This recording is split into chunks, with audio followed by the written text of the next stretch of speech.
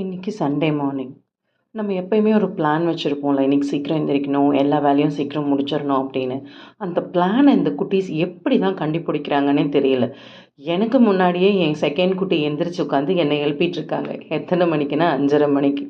எனக்கு முன்னாடியே இவங்க எந்திரிச்சனால நான் பிளான் பண்ண எந்த வேலையுமே இன்றைக்கி பண்ண முடியாது. ஸோ அதை நான் முதலையே தெரிஞ்சுக்கிட்டதுனால கொஞ்சம் என்ன நானே ரிலாக்ஸ் பண்ணிவிட்டு, சரி முதல்ல நம்ம போய் செடிக்கு தண்ணி ஊற்றலாம், அப்போ தான் மைண்ட் கொஞ்சம் ரெஃப்ரெஷ்ஷாக இருக்கும், நம்மளால் அதுக்கடுத்து என்னென்ன பண்ணலான்றதை பிளான் பண்ண முடியுன்றதை நான் மைண்டில் முதல்ல ஃபிக்ஸ் பண்ணிவிட்டு பிளான்ஸ்க்கெலாம் தண்ணி ஊற்றிட்டேன். நான் நேற்று வீடியோவில் சொல்லியிருப்பேன் இல்லையா, எங்கள் வீட்டு பக்கத்தில் இருக்க மீனாட்சி சுந்தரேஸ்வரர் திருக்கல்யாணம் ஒன்று நடக்குதுன்னு கோயிலில். ஸோ அதுக்கு தான் நான், பாப்பா, தம்பி எல்லாருமே கிளம்பிட்டோம். பட் நாங்கள் ரொம்பவே லேட்டாக கிளம்பிட்டோம். 8 மணிக்கு கல்யாணம்னு சொன்னாங்க. நாங்கள் போகும்போது மணி 10:30 ஆயிடுச்சு. ஸோ ஆல்மோஸ்ட் கல்யாணம்லாம் முடிஞ்சிருச்சு.